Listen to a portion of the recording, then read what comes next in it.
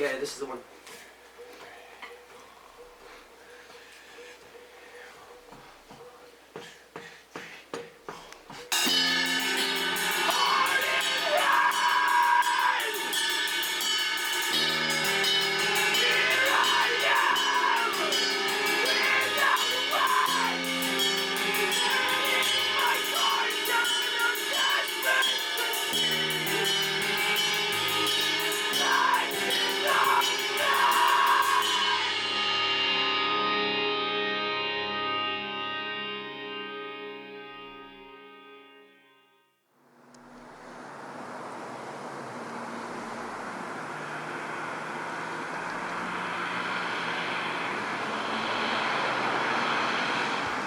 So we are in Canada, just outside of Hamilton and Toronto as a whole, in a studio called Jukasa.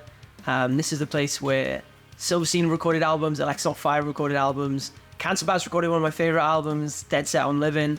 So this is a place that I feel like all of our life we've been influenced by, whether we knew it or not, you know, which is really cool. Our only objective was not in the UK. We were like, if we can make somewhere not in the UK work, we really want to do that. So as the band were touring in the States and Canada, we decided to tag on to the end of the tour and do the record in Canada.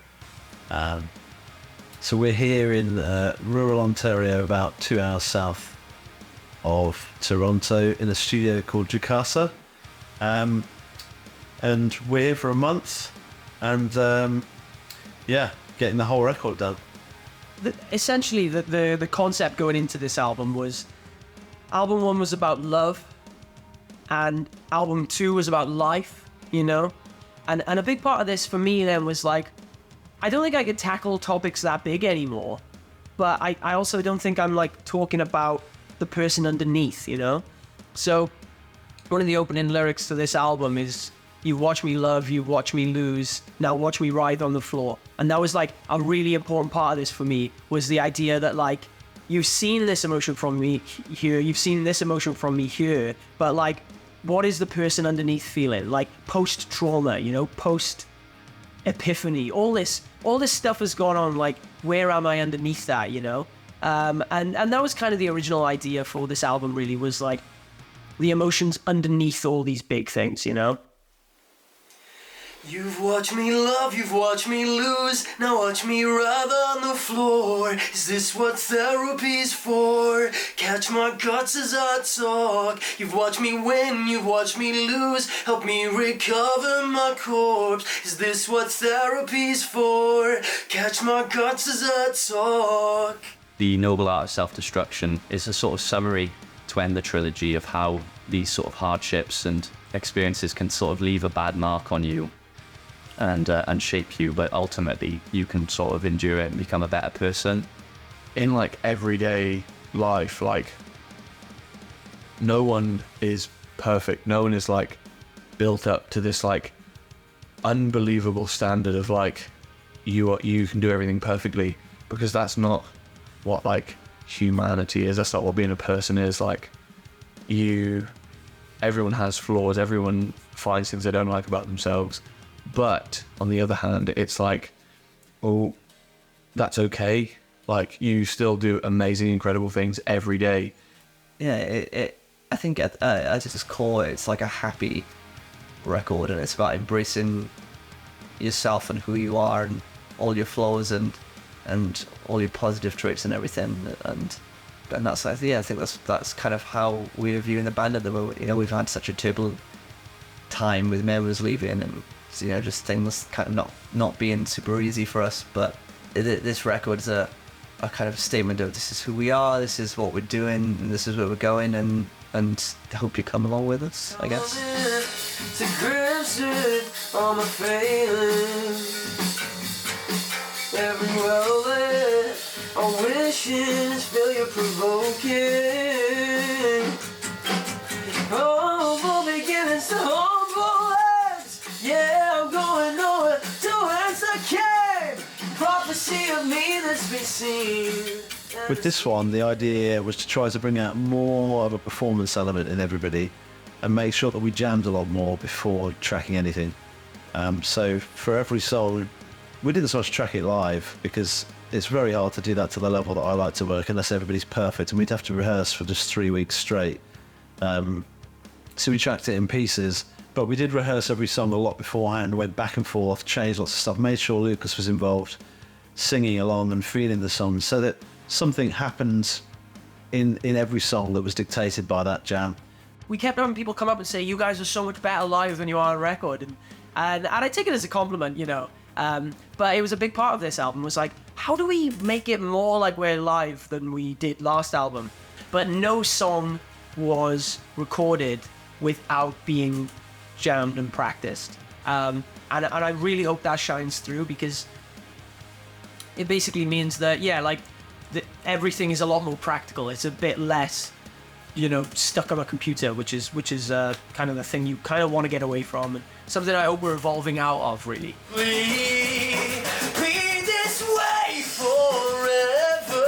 My life was always just a pretty lie. She's a bit of truth that I can help but gospelize for forever. Take my soul again. Take my soul again. The sound of her waves beating rapid. Desperately I hear her call my name. I drop everything, 'cause I'm enchanted. Played the songs like 4, 5, 6, 7 times each. By the time we got around to that 7th time of playing it as a band, we could kind of be like, oh yeah, this feels really good to play live now. And you know, we like, that's what we committed to record then. It was like those parts that we wrote on that 7th time.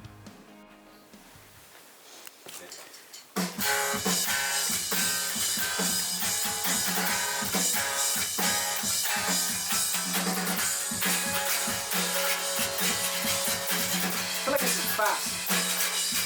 Is this too fast? Maybe. It just feels very... again. Up on myself. And in the rubber I saw myself in a different light, and it changed everything.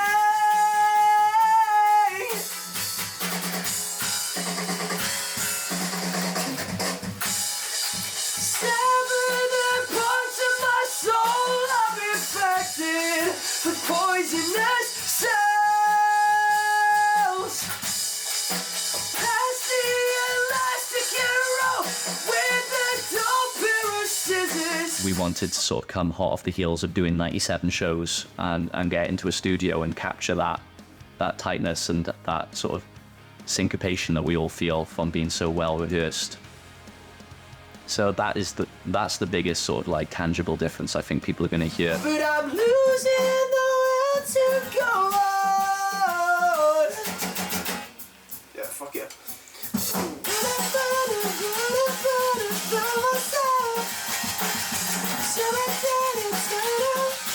nothing else, and if I end up losing myself too, stop and know somewhere that you would do your best to let me live again. Ash has a very unique drumming style.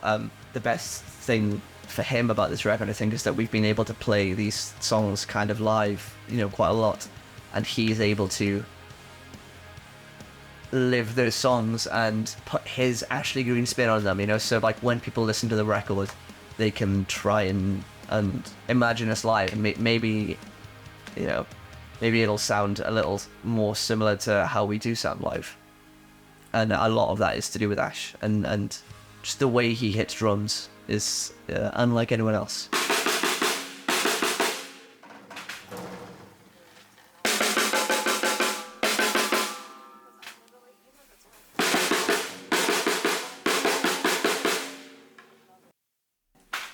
We've basically tuned 3 snares that we think will cover basses. We've got a sort of beefy main favourite kind of snare, and then a more of a hang in the room a bit more. Cheers.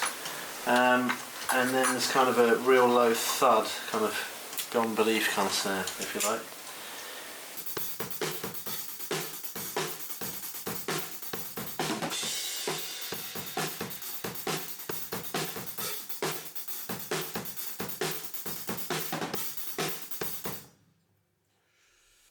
I worked a lot more on like warming up this time than I would have in the past, because of being on tour for so long. My body was way more like, it's 30 minutes and done, whereas here it's definitely more like it's 3 or 4 hours and then stop for a bit and then 3 or 4 more hours. So there's like different mindsets to adopt from the two. But yeah, at the start of the week, yeah, it was drums a lot, lots of drums.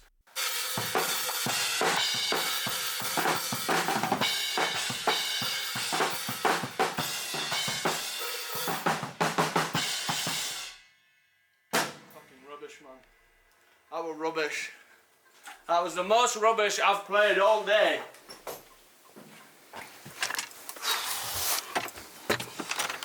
Oh, please tell me it's there in the patch. Oh, it's definitely there. That was rubbish. Beyond there. No, don't say that. That's bullshit. No, that one was rubbish. Oh, there's loads of good stuff in there. But that was just a bonus take. You already got the song. Yeah, that's what I mean though. That one was rubbish. I was banking on everything else being there. No, but it actually wasn't rubbish. There was some gold in there that I'm going to steal. Like, it was really, really good. Ash is like my big tall brother, really. I think Ash and I have a really close bond as people. I get his kooks and his craziness. Sometimes he'll just want to go crazy and ape shit and hit the fuck out of everything. Sometimes he wants to just be quiet and be left alone. And Ash is one of those musicians where you have to read him. You just have to get him and just like know when to talk, know when not to talk. Oh, Ash fucked the microphone up.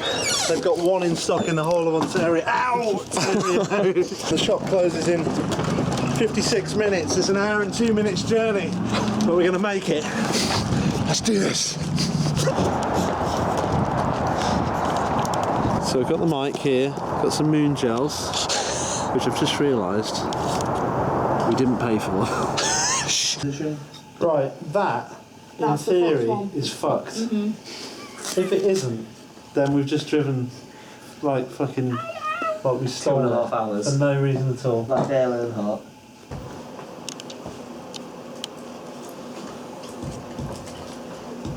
What the fuck? Not working at all, this one. Oh, did you? Yeah. Surely not 2 dead channels. How unlucky could we possibly be? I think it's 2 fucked channels. And it's just fucked us really hard. Right, do you want to know the good news? The good news is that it sounds great. The bad news is that so does the other mic probably, because it was a second dead channel on the desk. So when we first moved it, it's because the channel died, moved it to another channel. That channel was also dead in some kind of awful bad luck, fuck you kind of moment, having changed everything. Right, do you want to finish the song then?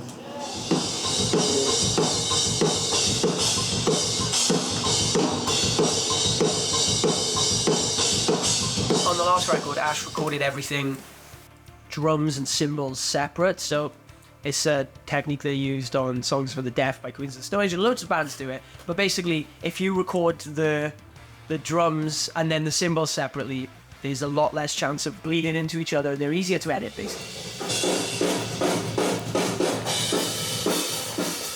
This time it's definitely way more like real, in the sense that it is just like me at a kit playing the kit. I'm able to be a bit more like dynamic in that respect. Like I can like build up parts differently, or I can play certain things softer or harder, and then that does translate into what you hear in the song.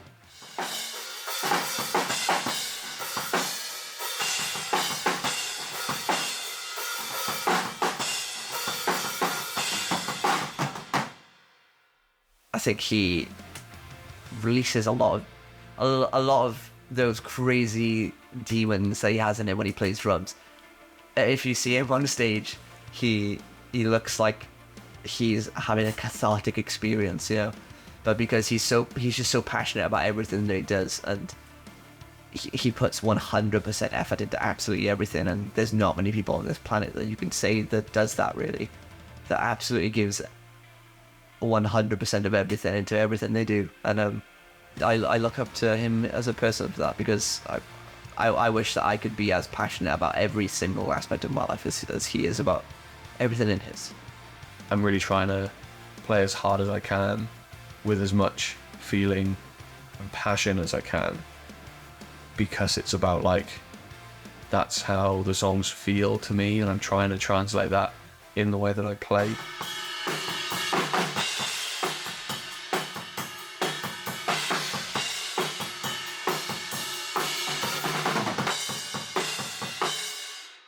For me, it's like, it's so special that I've been on this journey with Ash since day one, you know, and I think it's been interesting because, like, as people have come and gone, like, I've seen him across the room, and I've just felt like he trusted me as much as I trusted him, and that's been such an important thing because, like, I believe in Ash so much, and I really think Ash believes in me, and I think that's a really lovely relationship to have with somebody. So Ash is like a complete wild card member of the band and a member of my social group. He is so unique and funny and energetic and caring and smart.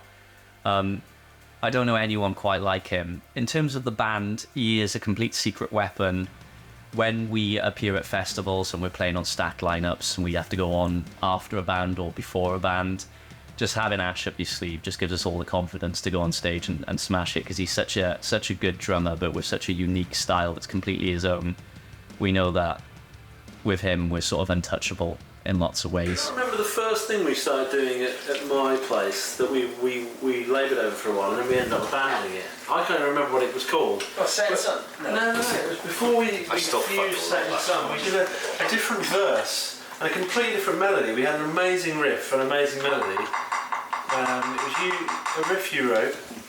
Oh, right, yeah. I've got to find my phone. We abandoned it because we ended up losing our way with it, and then we went into Her Wings and forgot about it. Yeah, it's that one,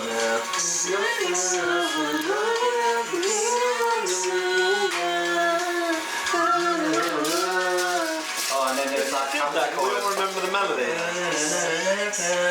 And you got it? You know, the like vocal bends. I remember being really That was the first thing we wrote on the piano, like, tell myself there's nothing left. If we're I just put it together. Why that beat? You haven't got to be like that. That's it.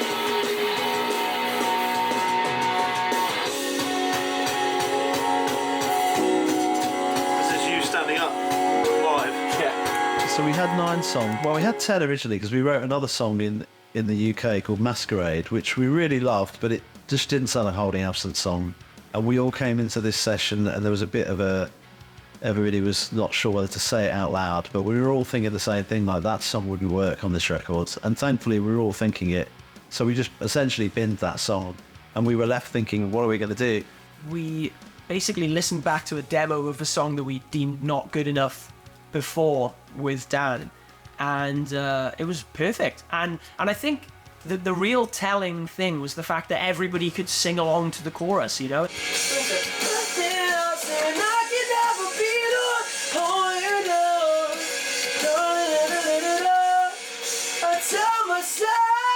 And I dug out the file, like the old MP3. We all loved it. We all sung every melody. We were like, well, we clearly remember it. So we decided to just finish that. And we finished it here. And Lucas, fair play to him, just went to bed one night, wrote all the lyrics. And somehow we hustled a song together while recording all the other songs. And it's on the album now. So I don't know how we did it. But I mean, it sounds great. We're really happy with it.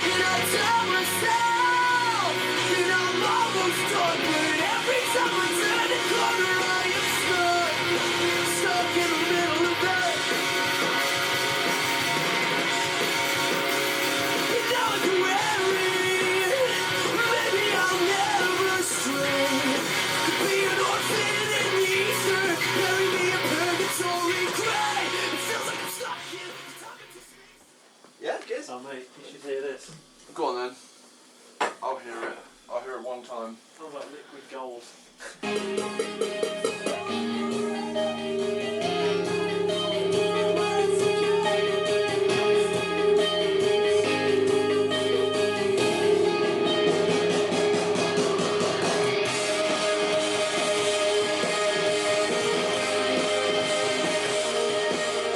Scott and I have kind of I don't know how you describe it really. We have a kind of an unspoken understanding. Like we get on really well, but we both, like we can both be quite brutal with each other without ever offending each other, which is like really important to me with friends. Like there's not an agenda there with Scott. It's just I'll say what I think, and I even if he says something I've suggested is an awful idea or something, it would never come close to me being offended or taking it personally.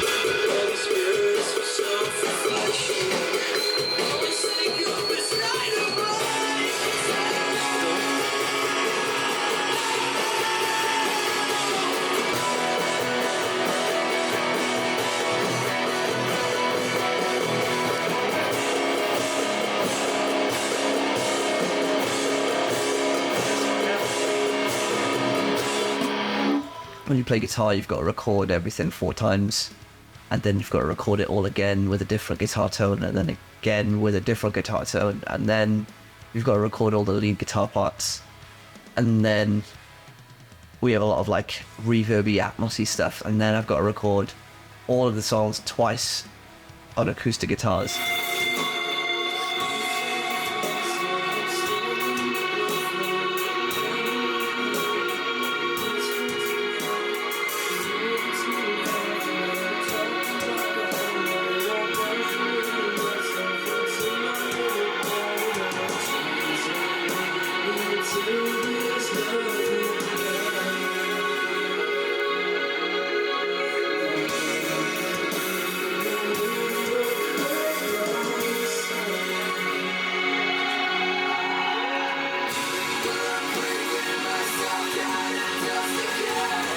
I guess my instrument is the one that kind of makes the songs sound more like songs, if that makes sense. You know, like all the work that I do in the songs kind of makes it sound like Holding Absence, I think. It's just kind of nice to be a part of that process and slowly see them build into the final product. Coming at you, ready? 1, 2, 1, 2, 3, 4.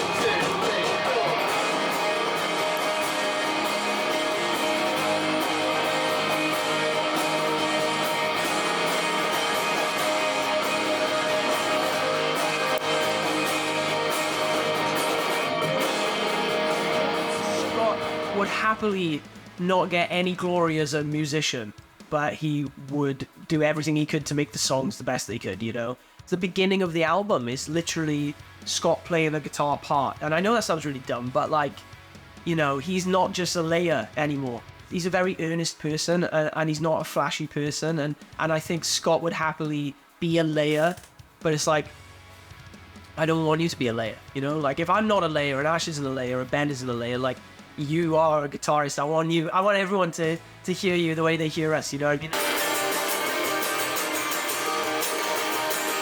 Because of how brilliant Scott is as a musician, he is an anchor for me as a person, because I've come so far, and like he is a constant true north for me, where I'm reminded that we were just children who met in a school and found music together and made music together, and now we're traveling the world together, you know, and like that is so profound and so magical, you know. So regardless of the fact that Scott is a general musical genius, and I'm grateful to have the chance to work with him the way that I do, you know, I'm so lucky that I've been able to keep anything in my life as long as I've kept him, you know, and that is very special.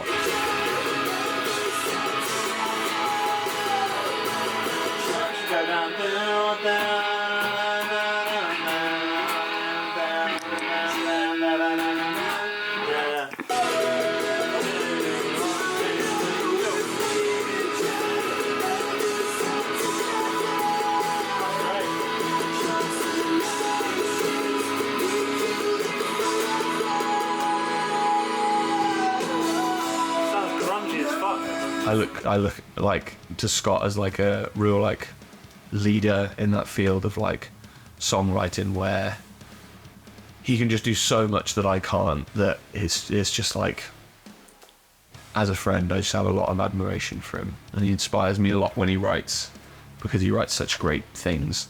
He he says so himself that he sees himself as a songwriter first and a guitarist second, and I think that's a great description for him, because he uses the guitar as a songwriting tool more than an instrument.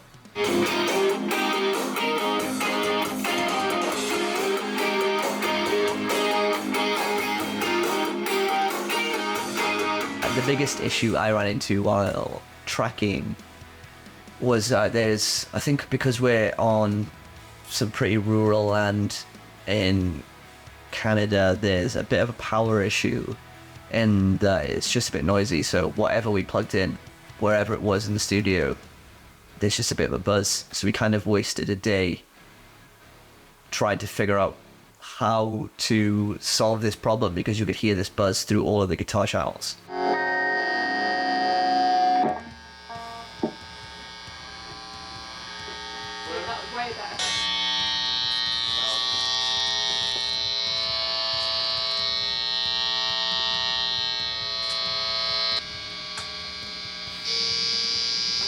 Worse than ever, guys. And in the end, I think the fix we figured out was we just had to turn all of the lights off, so everything is super dark and moody, but it means that we didn't have this annoying buzz through all the entirety of the record, so it had to be done.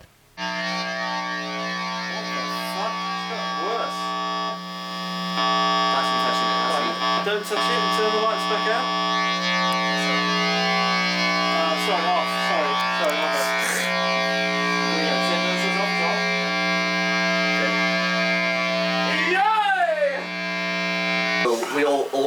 We weren't going through the ground lift in the radial. This is true, but You're still going when you were touching, when we were in there and the Oh, lights we were didn't. off, there would have been ground buzz no matter the lights, because So there was would no it ground have lift. been that much? Yeah, it would have. we used it in there. Yeah. So with the fact that we're using a ground lift with the lights off in there, and that's fixing it. Yeah. But yeah, the buzz thing, ignoring this sound, we've massively fixed. Okay, great. All the lights have to be off. All the lights in here and in It there. feels vibey though. Yeah, it's Like great. I thought you'd done this on purpose to be. No, it's completely bonus consistent. There was a couple of stressful moments that had me thinking, is this going to just be getting done in the UK, because there's just malfunctioning bass amps and just odd noises that we're trying to isolate and figure out what the hell is going on. It's just one of those things, you know, one of those quirks. I don't think there's a studio in the world that doesn't have some kind of little quirk that you've got to overcome or get around. And I think it adds to the character of the record overall, you know, like that's why you come to a place like this, to have the character of the studio be in the record, you know. And I think I think this place has definitely had its input.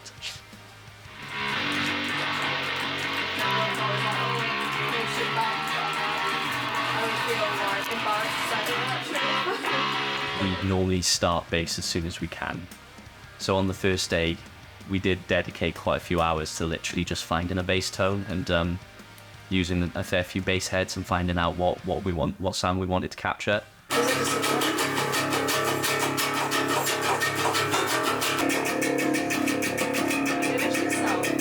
But we used Fender's precision bass that has been just the sort of house bass in the studio for a long time, and I think there's a reason it's the house bass, is because it's got such a nice sustain and mid-range to it. It was a really, really, really safe bet.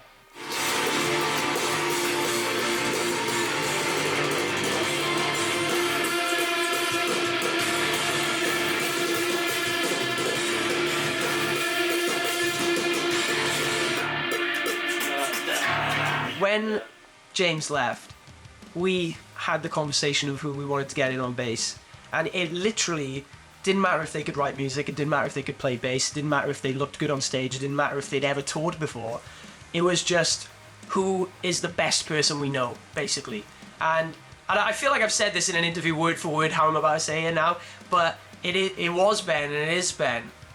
And he's good at bass and songwriting and great on stage and a legend, and he ticks all the other boxes too, but the most important box was the person, and then all the other boxes were just bonuses, really.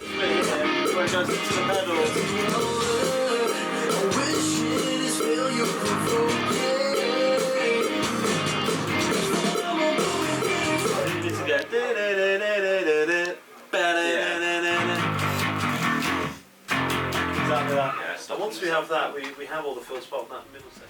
Ben, in the words of my girlfriend, is one of the funniest people I've ever met. And he genuinely is. I don't know why he's funny, but he is just really funny. Yeah, he's just a good soul, a good presence to be around, great fun. Perfect compliment to this band, really. You know, he's one of those people you could rely on 100%, super intelligent. So I really enjoyed getting to know Ben and becoming friends with him because, you know, you're not always able to get on and banter with a band like you can with these guys. And like Ben's a case, he's funny, and you know, he's good at taking the piss and having the piss taken out of him, which is always essential in the studio. And really good at playing bass.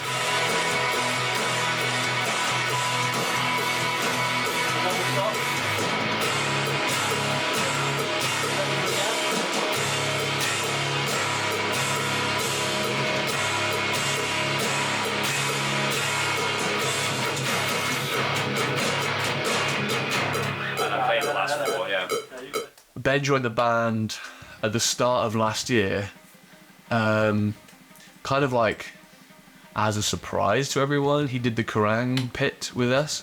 Like, he already knew some of the songs before he even needed to like go over them, which is just testament to like how good he is as a bassist. He just could just walk. He could probably just learn a song by ear and then just play it that same night.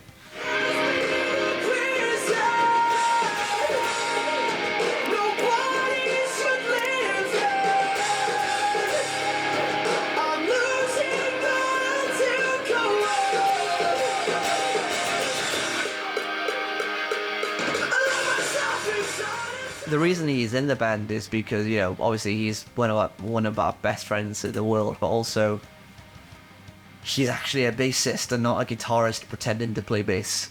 He's like the best bassist I know, probably.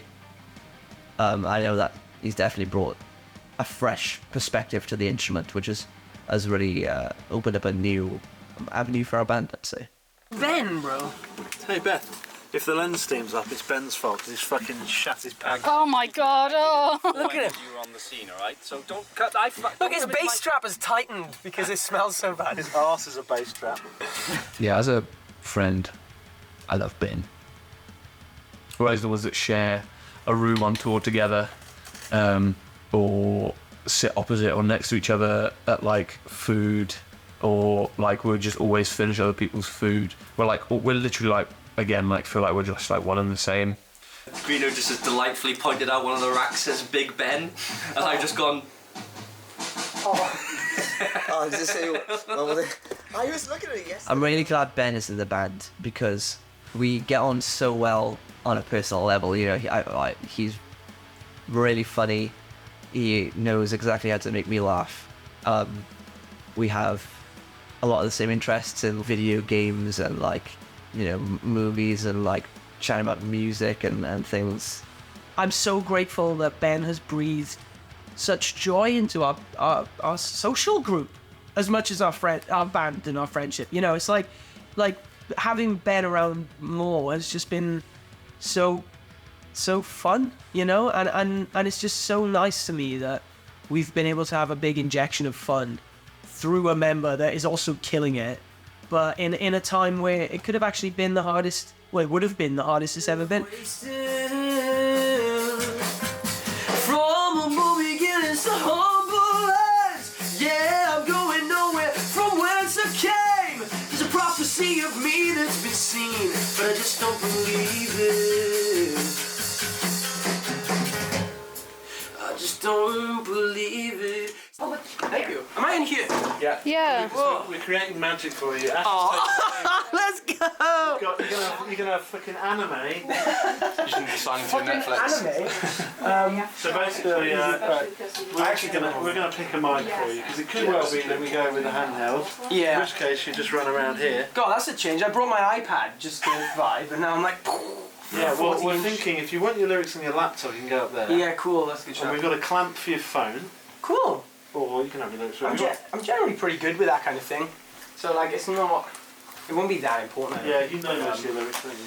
Yeah. Tracking vocals is my least favorite part of being a vocalist, I actually think, because for me, it's like I've got a terrible attention span, and emotions are so important to the music, but like going through those same emotions for hours and hours and hours is kind of exhausting, I guess.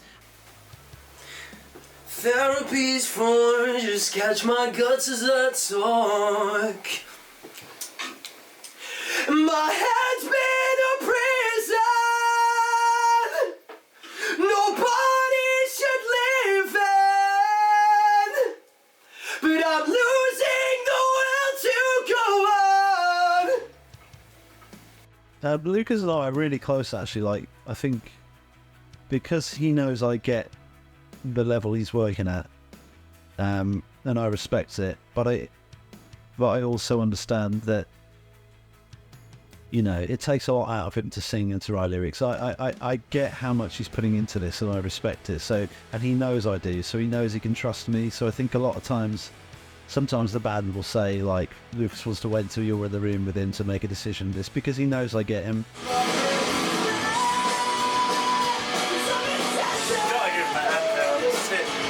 Bringing out a different type of performance in it.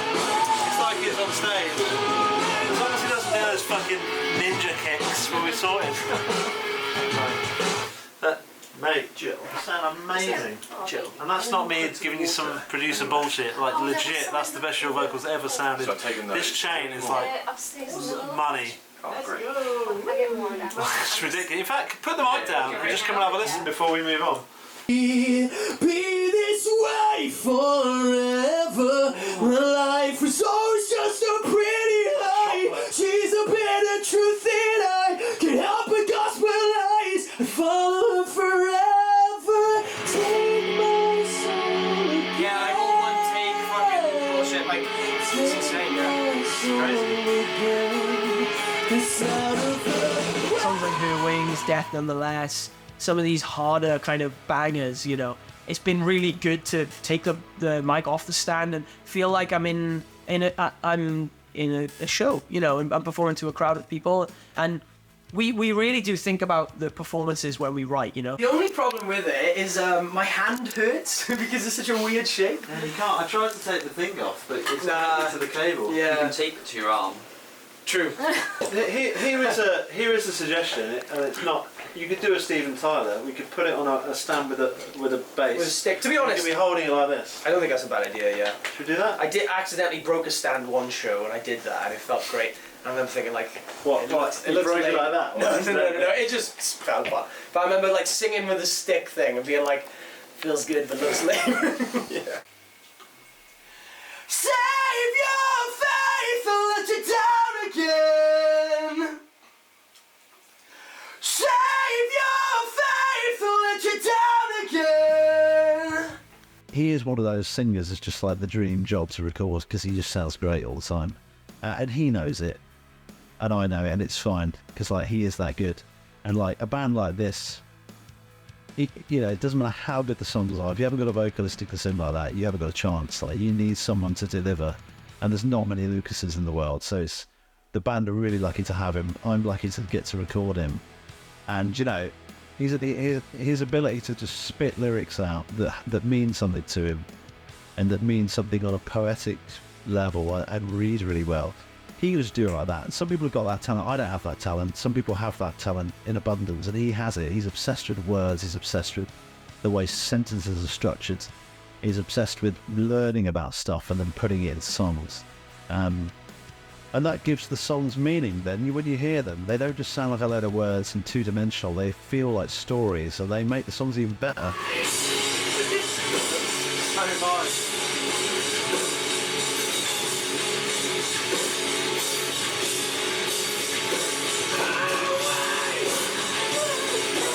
Yeah, that's good, that's great.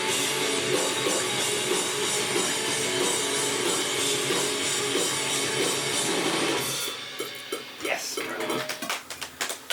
Okay. Let's go. That was great. It's so class to see someone who I consider a once-in-a-generation vocalist, like, front your band. Like, that's wild. It's fucking insane.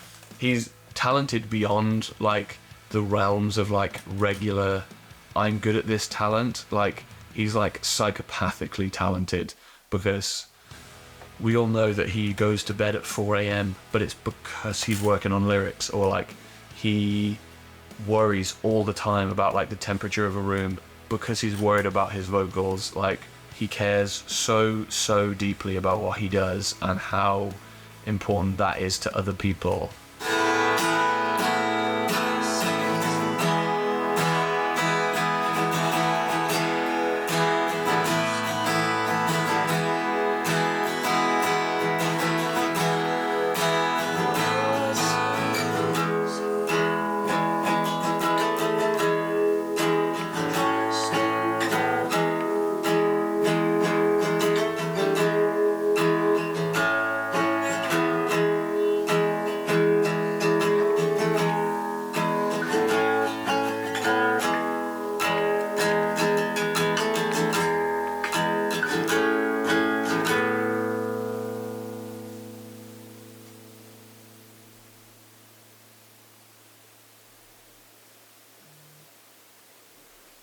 Yeah, I was gonna say that felt like perfect. So yeah, fantastic. Fuck yeah. Whee.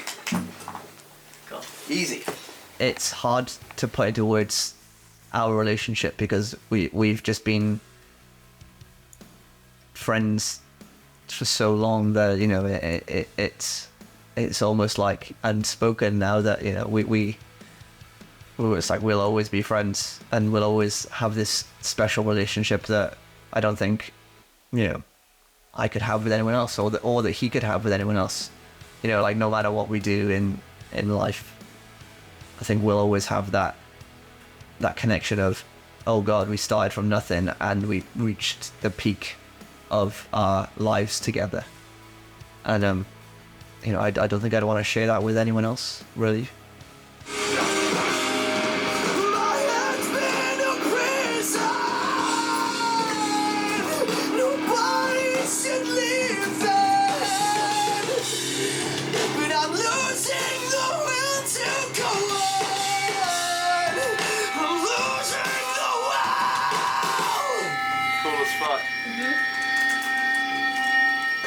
You need to take a well-earned break, my friend. Go and have a chill. You won't mind me saying this, probably the mate I've seen cry the most out of all my mates. Not that there's anything wrong with that, but just to let you know that he really does wear his heart on his sleeve. It's not just a lyric, you know, it is the way he is. I'm crying so much. I'm fucking crying so much.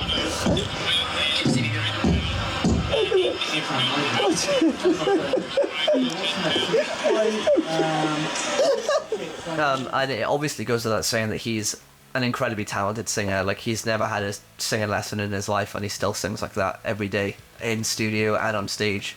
And I know he's definitely very hard on himself in the way that he performs, and he always wants to perform to the best of his ability. But I think he doesn't realise that even at like 50%, he's better than most, if not all, singers out there.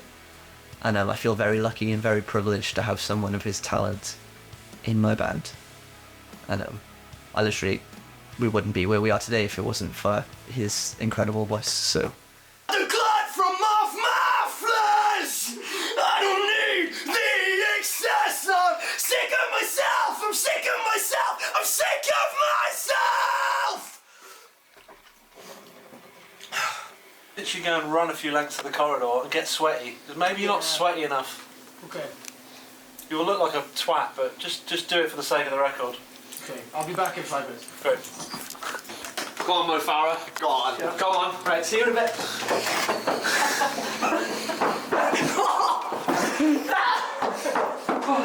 It could sound like a load of out-of-breath nonsense. You never know. Keep jumping, bro. Keep jumping.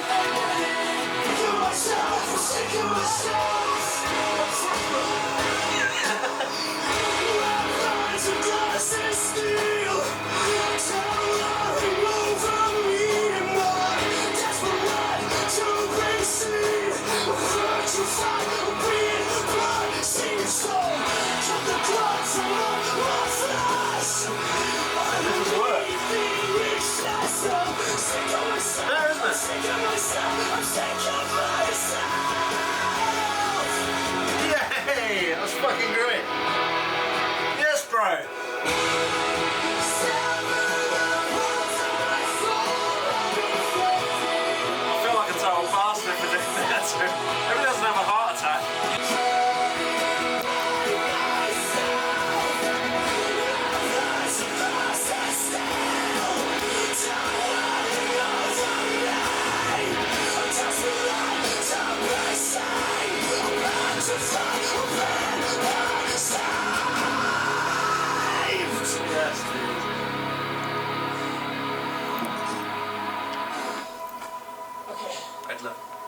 if you say you didn't nail that, I'm going to kick you in the face.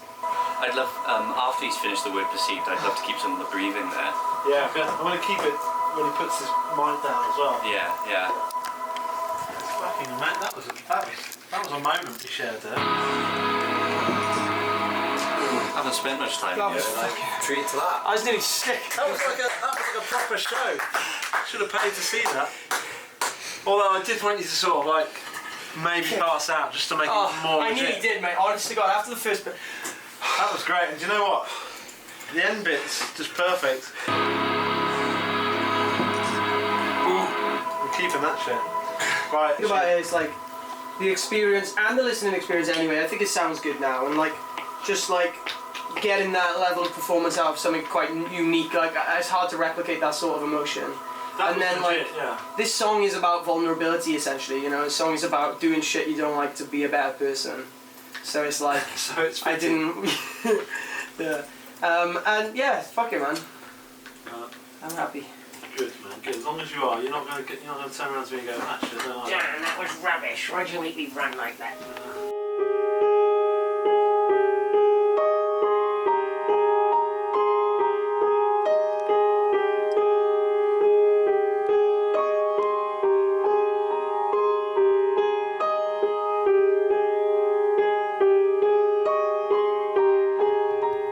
So Dan has been such a big part of our band for such a long time, and we first met him when Faisal left the band, and lo and behold, Dan the angel came down from heaven and basically plucked a demo that we'd kind of written off called Like a Shadow, and then the most successful song we'd ever done at the time came out of that, and literally before we'd even recorded stuff with him, you know, he saved this band. He almost feels like the fifth member of the band when we come into it. We all regard him as like the fifth member of the band in these situations because like he brings so much to the music and helps us unlock things. He's such a great producer and songwriter, and because the band already have a working relationship with him, he completely gets the sort of way we work.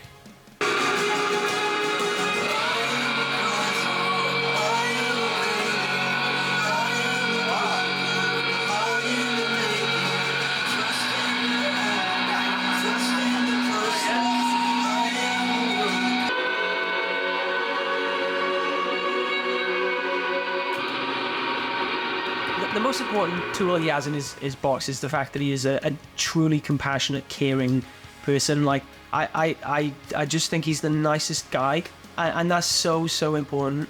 If people in the Old Absence camp can't understand that it's got to be emotions first and then everything else second, it's not going to work, you know. So having somebody like Dan say that lyric is awesome and you should be proud of it. Now let's get the best take of your life with it. Like, oh my god, that's so inspiring, you know. Sounds amazing. So, the warmth that you're getting on the false dawn stuff, I'm not getting that because it's a bit higher on the Save Yourself. We've got to try and get a bit more warmth in it. It sounds a bit throaty still. Okay. So let's just work as hard as we can on it. Exactly, yeah. He definitely feels music the same way that we do, and it's kind of on the same page as us in that, like, we're not trying to write music to be famous or to make loads of money or to get a number one or to sell loads of, we do it because we love it, and we do it because we have stories to tell, and we want to convey certain emotions, and he definitely kind of understands music in the same way as us.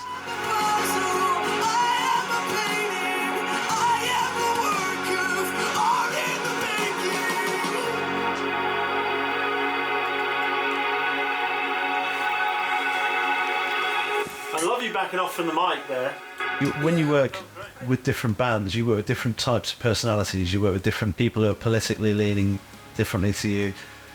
Sometimes the job of a producer is to sort of like go, wow, how am I going to be in a room with these people for a month? Because they're different to everything I stand for. These guys, they're a little more, they're respectful of people. It makes the whole thing more pleasurable. So we've got to know each other as people.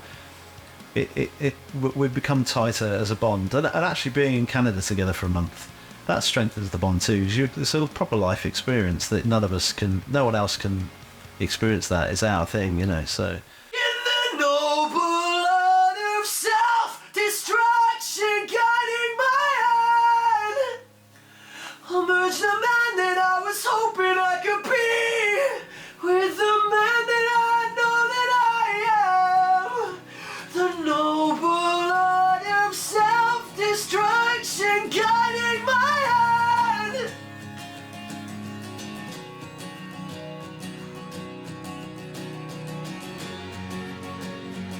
I just think, what was our mission statement? And it was, we write a 10-song, all-killer, no-filler ending to a trilogy, which is self-critical and personal and emotional. And I just think, man, we did it. But I'm so glad I get to be in a band with 3 other people that fucking just, I feel like, give the same fuck that I give.